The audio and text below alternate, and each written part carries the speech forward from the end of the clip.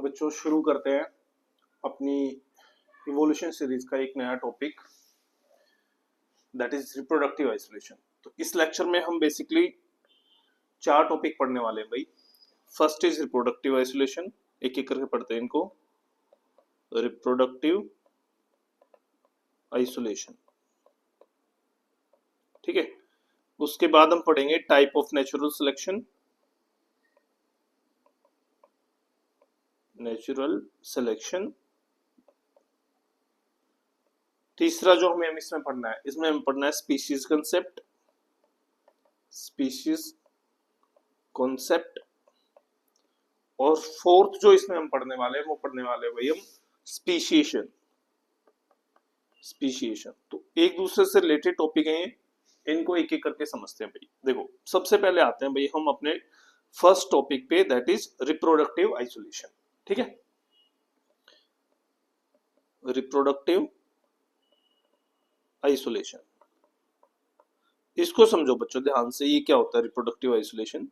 देखो reproductive isolation भाई, reproduction का रिप्रोडक्टिव मतलब रिप्रोडक्शन, रिप्रोडक्टिव और आइसोलेशन का मतलब वो अलग अलग होना, ठीक है।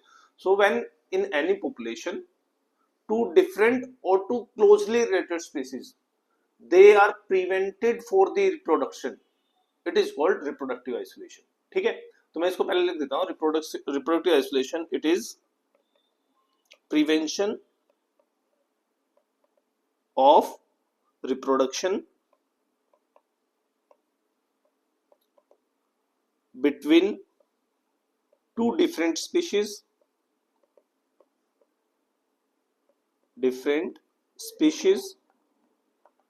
or two closely related species, ठीक है, और two closely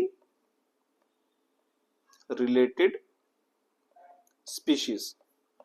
अगर इनके बीच में अगर किसी भी तरीके से अगर रिप्रोडक्शन फेल हो जा रहा है, रिप्रोडक्शन फेल हो जाने की जो स्ट्रेटेजी होती है उन्हीं को बोला जाता है रिप्रोडक्टिव आइसोलेशन स्ट्रेटेजीज, ठीक है। ये जो कंसेप्ट था ये दिया था स्टेबिन्स ने in his book process of organic evolution. तो बच्चों आप एक चीज और भी ध्यान रखना, रिप्रोडक्टिव आइसोलेशन जब भी होता है, फॉर एग्जांपल एक स्मॉल पॉपुलेशन है, ठीक है, एक स्मॉल पॉपुलेशन में जीन फ्लो रुक गया, ठीक है, 2 सब पॉपुलेशन बन गई, ठीक है, 2 सब पॉपुलेशन बनने के कारण उनके अंदर जीन फ्लो रुक गया, ठीक है। तो अब ये जीन फ्लो कैसे रुकता है, हम उसकी बात करें। बेसिकली वो आपस में क्यों रिप्रोड्यूस नहीं कर रही है, कौन कौन सी स्ट्रेटेजी होती है वो अपने आपस में रिप्रोड्यूस नहीं करती, ठीक है, उसके बारे में बात कर रहे हैं, ठीक है। और इसका भी अल्टीमेटली रिजल्ट क्या हुआ, अगर वो रिप्रोड्यूस नहीं कर रही है आपस में स्पीशीज, तो ओवर द टाइम उनमें क्या हुआ, they will arise, they will lead to the origin of new species. So reproductive isolation it leads to origin of new species, इससे भी न्यू स्पीशीज बनती है। अब बच्चों रिप्रोडक्टिव आइसोलेशन की जो स्ट्रेटेजी है, they are basically two types. एक तो होता है कि जो जायगोट बनने से पहले वाला, इसको हम बोलते हैं प्रीमेटिंग या फिर प्री जायगोटिक आइसोलेशन। प्रीमेटिंग या फिर प्री जायगोटिक आइसोलेशन। और दूसरा होता है इसमें पोस्ट जायगोटिक, मतलब जब जायगोट बन जाए, ठीक है। दूसरा होता है पोस्ट जायगोटिक आइसोलेशन। अब देखो ये क्या क्या होता है, कैसे कैसे होता है, ये देखो देखो प्री मेटिंग में देखो कैसे कैसे होता है। प्री मेटिंग में या तो इकोलॉजिकल आइसोलेशन हो सकता है, इकोलॉजिकल आइसोलेशन। और ये सारी जो हम बात कर रहे हैं, इधर हम बात कर रहे हैं जो जायगोट बनने से पहले वाली है, ठीक है।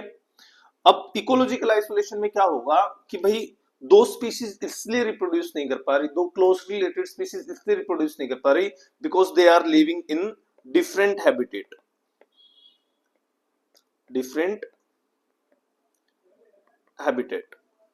ठीक है। जैसे कि फॉर एग्जांपल, ठीक है, जैसे कि फॉर एग्जांपल ये नॉर्थ अमेरिका है, ये साउथ अमेरिका है, ठीक है। यहाँ पे एक बर्ड की स्पीशीज रह रही है और उसकी क्लोजली रिलेटेड बर्ड की स्पीशीज यहाँ रह रही है। जब ये पहले एक साथ थे तब तो रिप्रोड्यूस कर लेते, बट अब इनमें क्या होगा, ज्योग्राफिकल डिस्टेंस बहुत ज्यादा होगा, इकोलॉजिकल डिस्टेंस बहुत ज्यादा हो गया, ठीक है। इनकी इकोलॉजी यहाँ पे अलग होगी। नॉर्थ अमेरिका जो है उसमें अलग इकोलॉजी होगी, साउथ अमेरिका में अलग इकोलॉजी होगी। अगर इनकी इकोलॉजी ही अलग होगी तो ओवर द टाइम इनमें क्या होगा, रिप्रोडक्टिव आइसोलेशन हो जाएगा, और ओवर द टाइम फिर ये क्या हो जाएगी, दो नई स्पीशीज ओरिजिनेट हो जाएंगी। ठीक है। Second is temporal isolation. Temporal isolation क्या होता है भाई, ये होता है टाइम रिलेटेड। टाइम रिलेटेड मतलब कि फॉर एग्जांपल कि दो स्पीशीज है, उनका ब्रीडिंग सीजन ही अलग है, ब्रीडिंग सीजन ही शिफ्ट हो जाए, ब्रीडिंग सीजन शिफ्ट हो गया तो तब भी वो रिप्रोड्यूस नहीं कर पाएंगी। ठीक है। Next is behavioural isolation. Behavioural isolation मतलब कि इसका ये है कि भाई अगर दो क्लोज रिलेटेड स्पीशीज है और उनका बिहेवियर अलग अलग हो गया, ठीक है। फॉर एग्जांपल कि एक मेल अपनी क्लोज रिलेटेड फीमेल को आइडेंटिफाई नहीं कर पा रहा है, ठीक है, तो पोटेंशियल मेट उसके साथ रिप्रोड्यूस नहीं कर पाएगा। तो इस टाइप के इवोल्यूशन को बोलते हैं बिहेवियरल आइसोलेशन। फिर उसके बाद नेक्स्ट होता है भाई, नेक्स्ट होता है मैकेनिकल आइसोलेशन। ठीक है। Next is mechanical isolation. मैं इसमें ये लिख देता हूं बिहेवियरल में, male do not recognise females. ठीक है। मैकेनिकल आइसोलेशन में कि मतलब जो उनके जेनेटाइला की स्ट्रक्चर है वही चेंज हो जाए। ठीक है। जेनेटाइला स्ट्रक्चर चेंज, नॉट ओनली जेनेटाइला, अगर जेनेटाइला या फिर उसमें और भी फिजियोलॉजिकल चेंजेस हो गए तो इनको बोलते हैं भाई जेनेटाइला स्ट्रक्चर चेंज हो जाना, या कोई फिजियोलॉजिकल चेंज को बोलते हैं mechanical isolation. Next is gametic isolation. Gametic isolation, gametic isolation आपने पढ़ा होगा कि भाई डिफरेंट स्पीशीज के स्पर्म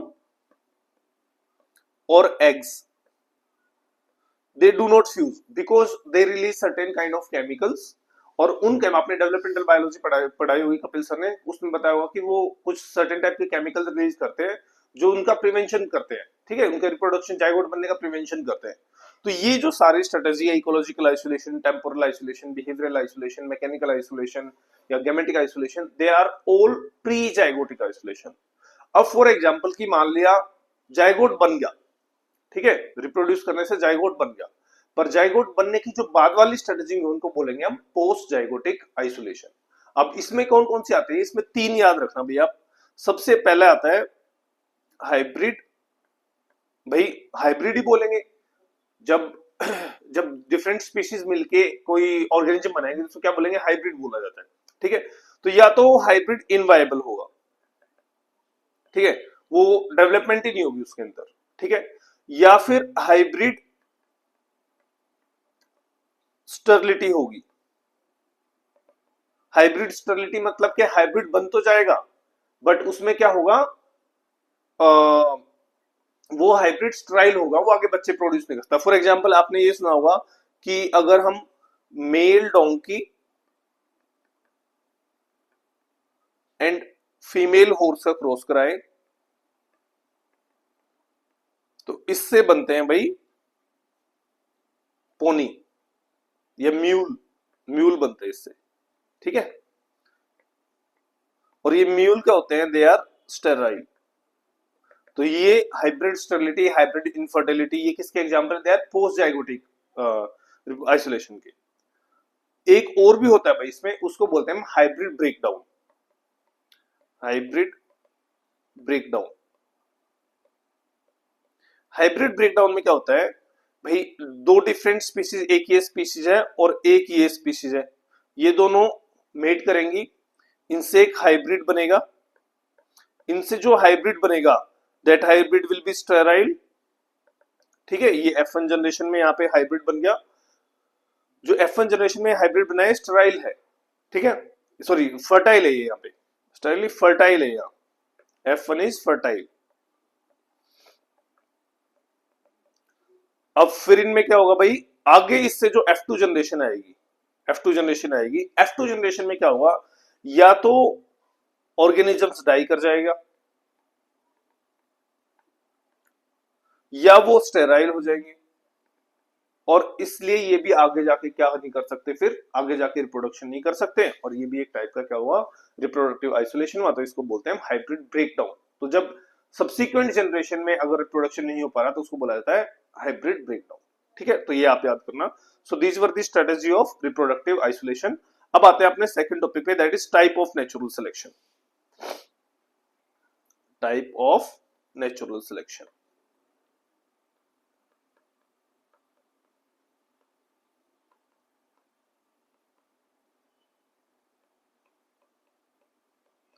तो जो टाइप ऑफ नेचुरल सिलेक्शन जो है, इसमें क्या होता है, ये हम बताते हैं ऑर्गेनिज्म या फिर पॉपुलेशन की अगर हम बात करें एक साथ, पॉपुलेशन वर्सेस एनवायरमेंट के साथ। ठीक है, इनके रेस्पेक्ट में जो हम बात करते हैं, इसमें बात करते हैं भाई type of natural selection. So based on the different organism and their relationship with the environment, we divide natural selection in 3 type। और कौन कौन से 3 टाइप है भाई, वो 3 टाइप है। First is stabilising selection, second is directional selection,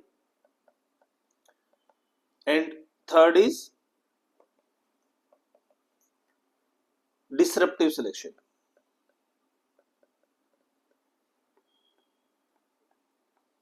देखो भाई, इसके एग्जांपल देखो।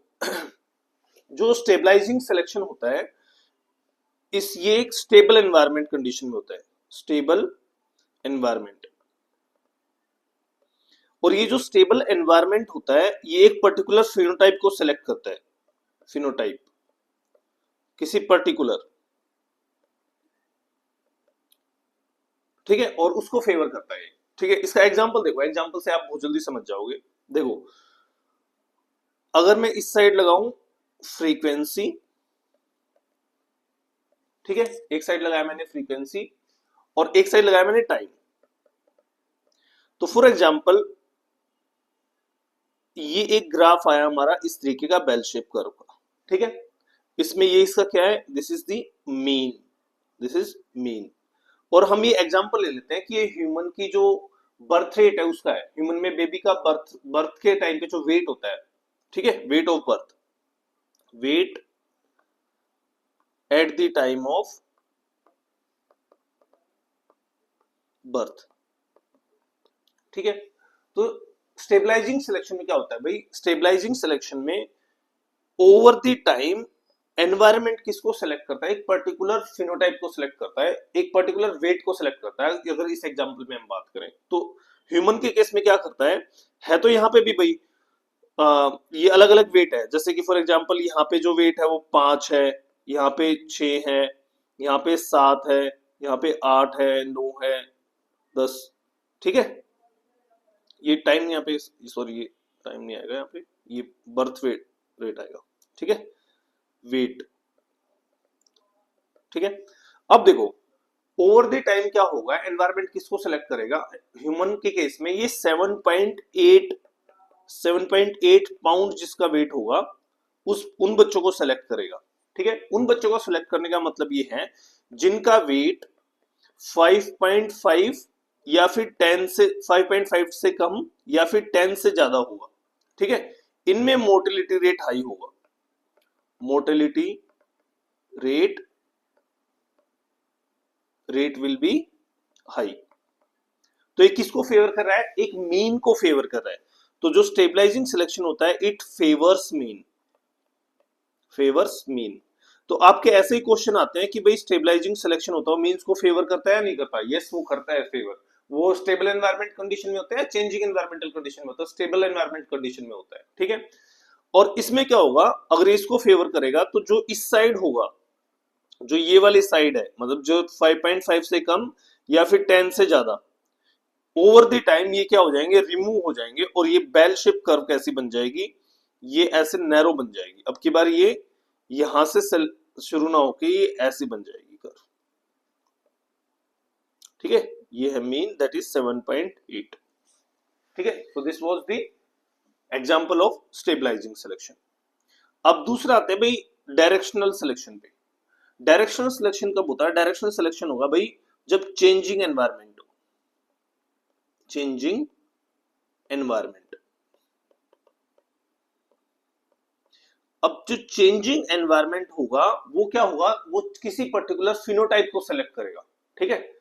और किसी पर्टिकुलर फिनोटाइप को जब वो सेलेक्ट करेगा तो ओवर द टाइम वो उसको उस पर एक सिलेक्शन प्रेशर डालेगा और वो चेंज हो जाएगा बिल्कुल, ठीक है। वो उसी को फेवर करेगा। देखो इसका एग्जाम्पल देखो, पहले एग्जाम्पल बताता हूं इसका एक अच्छा सा। इसका एग्जाम्पल है भाई बिट्स एंड बिटल एरिया वाला, ठीक है। Bits and beetle area, beetle area,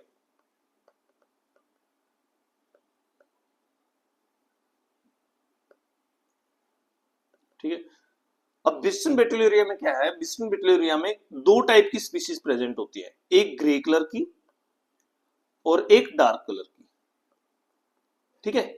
ये एक मोथ है भाई, मोथ जो ट्री के ऊपर रहती है, ट्रीज के ऊपर रहती है। अब हुआ क्या, बिफोर इंडस्ट्रियलाइजेशन,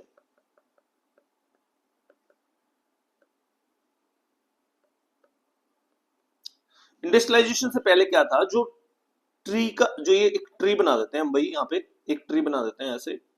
ये ट्री का जो बार्क था ये कैसे कलर का था, ये थोड़ा ग्रेइश कलर का था, ग्रे कलर का था, ठीक है।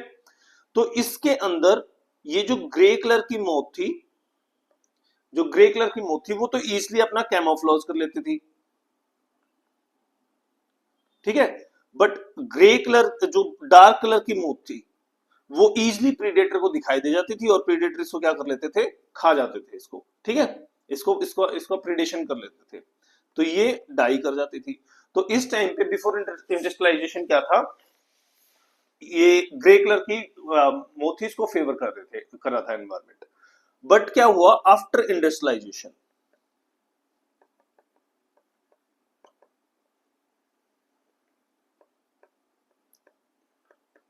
आफ्टर इंडस्ट्रियलाइजेशन में क्या हुआ भाई, ये जो ट्री की जो बार्क है, क्योंकि भाई इंडस्ट्रीज लगी, इंडस्ट्रीज क्या करेंगी, बहुत सारा धुआं निकालेंगी, बहुत सारा स्मोक जब निकलेगा तो ट्री की बार्क पे भी एक्यूमुलेट हो जाएगा।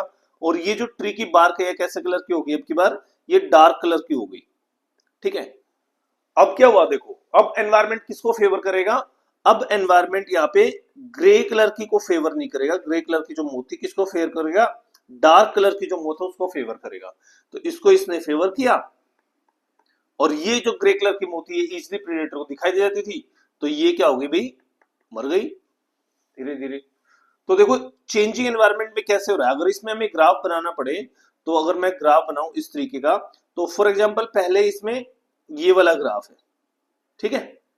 पहले इसमें एक ये वाला ग्राफ है, और अब की बार इसमें क्या होगा, अब सिलेक्शन प्रेशर आएगा, ठीक है। और सिलेक्शन प्रेशर क्या होगा, इसको मीन से शिफ्ट कर देगा, ये इसका मीन है, दिस इज द मीन। अब फॉर एग्जांपल सिलेक्शन प्रेशर हम लेफ्ट से राइट लेके आते हैं, तो इसमें सिलेक्शन प्रेशर कैसा दिखाएंगे हम, इसमें दिखाएंगे हम कुछ इस तरीके का कि भाई ये ऐसा हो गया, ये तो है भाई हमारा पुराना मीन। और सिलेक्शन प्रेशर कैसे आया, आपकी बार सिलेक्शन प्रेशर आ रहा है यहां से, किसी एक पर्टिकुलर फिनोटाइप को ये सिलेक्ट कर रहा है, ठीक है। और अभी इसका एक नया मीन भी जनरेट हो जाएगा, this will be the new mean. अब ओवर द टाइम क्या होगा, कुछ टाइम के बाद ये पूरा ही इधर शिफ्ट हो जाएगा, ये पूरा ही क्या हो जाएगा, इधर शिफ्ट हो जाएगा, और ये इसका मीन यहाँ पे बिल्कुल शिफ्ट हो जाएगा। फॉर एग्जांपल ये this will become like this, ये था पुराना मीन और ये है new mean, new mean of population, ठीक है। तो ये था भाई डायरेक्शनल सिलेक्शन। अब आते हैं भाई डिसरप्टिव सिलेक्शन पे। Third is disruptive selection. Disruptive selection में बच्चों क्या होता है, डिसरप्टिव सिलेक्शन में एनवायरमेंट भी चेंजिंग होता है, चेंजिंग एनवायरमेंट।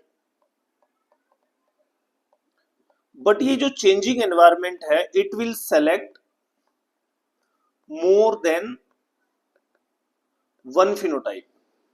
वन फिनोटाइप, ये एक से ज्यादा फिनोटाइप को क्या करेगा, ये एक से ज्यादा फिनोटाइप को सेलेक्ट करेगा। ठीक है, अब देखो पहले इसका एग्जांपल देखो। इसका एग्जांपल है भाई लिम्पेट्स शेल कलर। जो लिम्पेट्स होते हैं भाई, ये लिम्पेट्स क्या होते हैं, इनमें शेल के दो कलर होते हैं। ठीक है, एक होता है भाई व्हाइट कलर और एक होता है डार्क कलर। अब इस कंडीशन में क्या हुआ, पहले पहले व्हाइट कलर डार्क कलर एक साथ रहते थे, इनकी जो सेल थी एक साथ रहते थे। अब क्या हुआ, इसके अंदर क्या हुआ, मतलब पॉपुलेशन के अंदर दोनों कलर थे। अब धीरे धीरे क्या हुआ कि एनवायरमेंट चेंज हुआ। ठीक है, इनका एनवायरमेंट चेंज हुआ, जो व्हाइट कलर वाले थे वो बार्नेकल्स के पास जाके रहने लगे, और बार्नेकल्स होते हैं व्हाइट कलर के, तो इजिली कैमोफ्लेज हो गई, और केवल व्हाइट वाले ही यहाँ पे सरवाइव कर पाए। ठीक है, जो डार्क कलर वाले थे वो डार्क रॉक्स के पास रहने लगे, डार्क रॉक्स, और यहाँ पे सरवाइव कर गए। और डार्क रॉक्स के पास जो व्हाइट है वो इजिली प्रीडेटर को दिख जाता था, वो खाने लगे उसके। ऐसे ऐसे धीरे धीरे करके दोनों क्या हो गए, अलग हो गए। इनमें कोई भी यहाँ पे डाई नहीं कर रहा है। ठीक है, कोई भी यहाँ पे दोनों अलग अलग फिनोटाइप सेलेक्ट हो गई है। डायरेक्शनल में क्या था, डायरेक्शनल में एक ही फिनोटाइप सेलेक्ट होती जा रही थी, इसमें दो फिनोटाइप सेलेक्ट हुई यहाँ पे, एक व्हाइट एक ये। ठीक है, अब अब क्या हुआ, धीरे धीरे इनमें क्या होगा, फिर रिप्रोडक्टिव आइसोलेशन हो गया, जीन फ्लो रुक गया इनके अंदर, और ये धीरे धीरे क्या हुई, दो नई स्पीशीज बन गई। ठीक है, तो इसका अगर हम डायग्राम बनाए, अपना ग्राफ बनाए, तो इसमें ये कैसा होगा, सबसे पहले तो ये एक पॉपुलेशन है। ठीक है, इसमें कुछ व्हाइट है और कुछ ब्लैक है। अब की बार क्या करा, अब की बार एनवायरमेंट ने यहाँ पे दो दो नेचुरल सिलेक्शन हुए इसके, एक व्हाइट वाला और एक डार्क वाला। ये व्हाइट वाले का मीन है, ये इनका प्रीवियस मीन था, ये डार्क वाले का मीन है, ये व्हाइट और ये डार्क। और ओवर द टाइम इनमें भी क्या होगा, there will be two separate curve, one for the white and one for the dark. ये इसका मीन है और ये इसका मीन। ठीक है, तो इसको बोला जाता है भाई, ये व्हाइट वाला ये डार्क वाला, इसको बोलते हैं हम डिसरप्टिव सिलेक्शन। ठीक है बच्चों, तो ये थे भाई एग्जांपल नेचुरल सिलेक्शन के। अब आते हैं भाई अपना इसी सीक्वेंस पे next, that is species concept.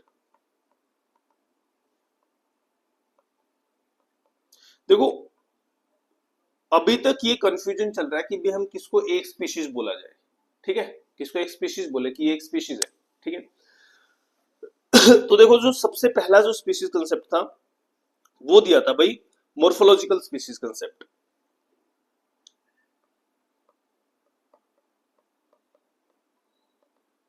Morphological species concept, morphological species concept में क्या बोला गया कि भाई जो मॉर्फोलॉजी के बेस पे ही केवल हम इनको क्या करेंगे, अलग करेंगे। ठीक है, केवल मॉर्फोलॉजी के बेस पे। तो भाई मॉर्फोलॉजी के बेस में तो बड़ा कंफ्यूजन हो सकता है कि बर्ड जैसे देखने में एक जैसी लग रही, तो आप उनको सेम स्पीशीज नहीं बोल सकते। ठीक है, तो मॉर्फोलॉजिक स्पीशीज कंसेप्ट सबसे पुराना है और ये रिजेक्ट हुआ बहुत जल्दी।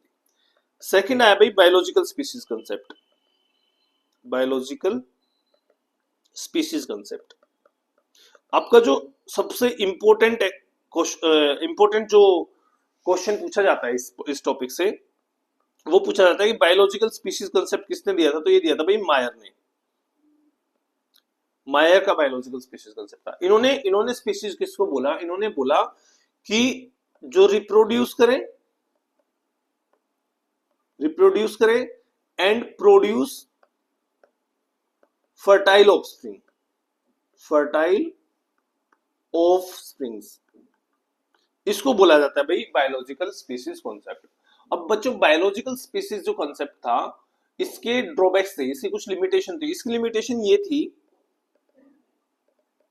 कि इसने केवल सेक्सुअल रिप्रोडक्शन ऑर्गेनिज्म के बारे में बात करी, सेक्सुअली रिप्रोड्यूसिंग ऑर्गेनिजम्स के बारे में।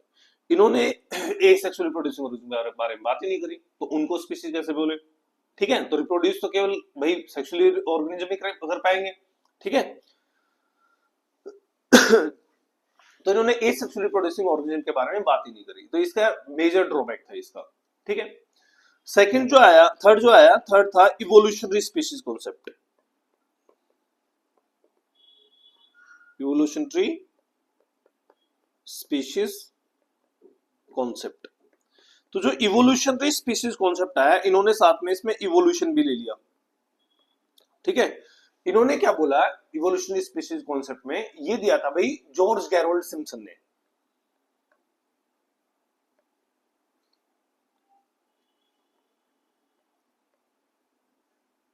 गैरोल्ड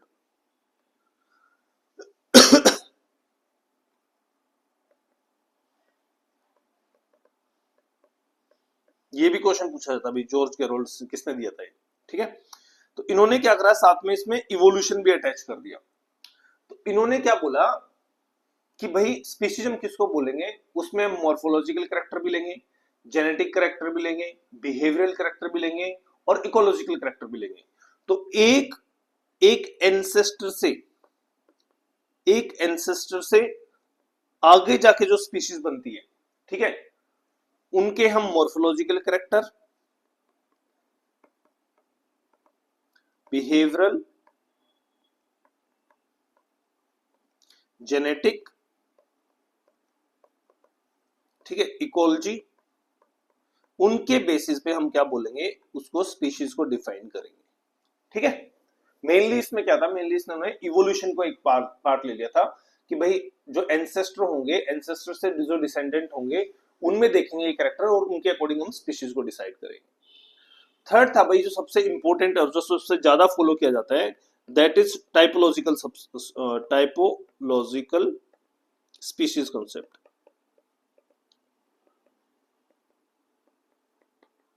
टाइपोलॉजिकल स्पीशीज कॉन्सेप्ट तो टाइपोलॉजिकल स्पीशीज कॉन्सेप्ट क्या था, इसमें मैक्सिमम रिजेम्बलेंस के बेस पे, ठीक है, मैक्सिमम रिजेम्बलेंस के बेस पे ये दिया था भाई एरिस्टोटल ने, on the basis of maximum resemblance. एक सेकंड रुकना बच्चों।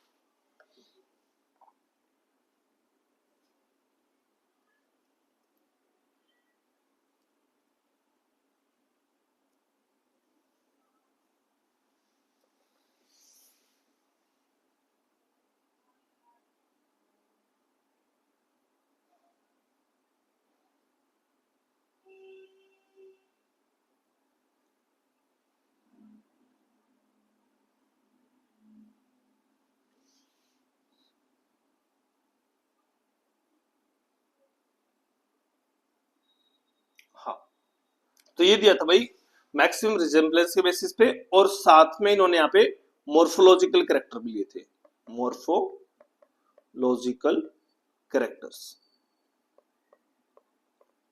ठीक है, अब ये जो होता है बच्चों, ये दो टाइप का होता है।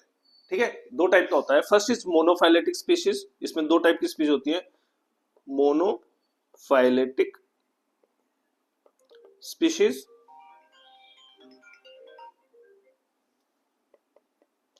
और दूसरा होता है भाई पॉलीफाइलेटिक स्पीशीज।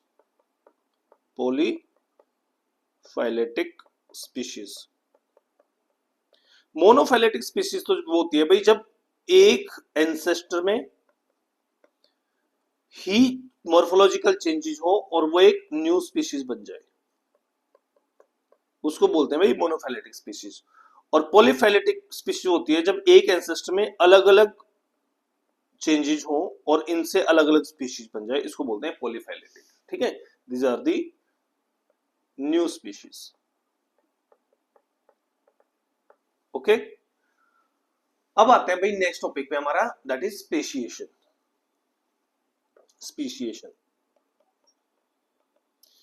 स्पेशिएशन में यहाँ पे एक इंपॉर्टेंट है जो बार बार एग्जाम में पूछा जाता है, दैट इज डाइवर्जेंट स्पेशिएशन में। ठीक है, डाइवर्जेंट स्पेशिएशन मतलब एक एक एंसेस्टर से मल्टीपल स्पीशीज जब जनरेट होती है उसको डाइवर्जेंट स्पेसिएशन बोलते हैं, ठीक है। और इसमें भी जो सबसे इंपॉर्टेंट है वो है allopatric speciation and sympatric speciation. Allopatric speciation और दूसरा है भाई सिम्पैट्रिक स्पेसिएशन।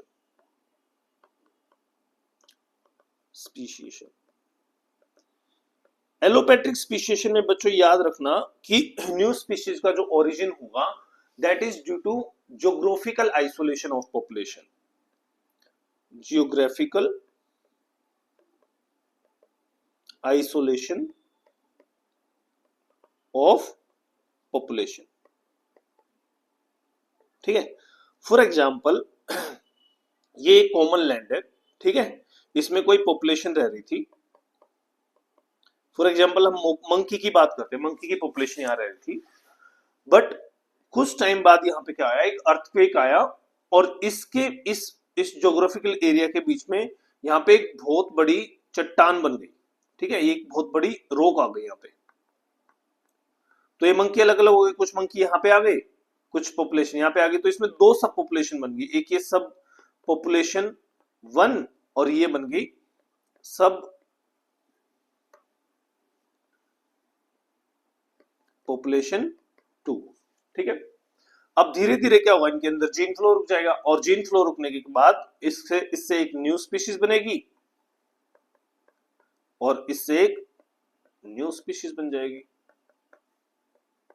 तो बच्चों याद रखना हमेशा जब भी ज्योग्राफिकल आइसोलेशन होगा तो वहां पे हम बात करते हैं भाई एलोपैट्रिक स्पेसिएशन की। ये वाला टॉपिक जो मैंने एलोपैट्रिक स्पेसिएशन, सिम्पैट्रिक स्पेसिएशन और पैरापैट्रिक स्पेसिएशन, ये मैंने आपको आपके इकोलॉजी वाले पार्ट सेक्शन में ही पढ़ाया था, ठीक है। तो मैं यहाँ पे आपको एलोपैट्रिक और सिम्पैट्रिक बता रहा हूँ, चलो पैरापैट्रिक बता देता हूँ।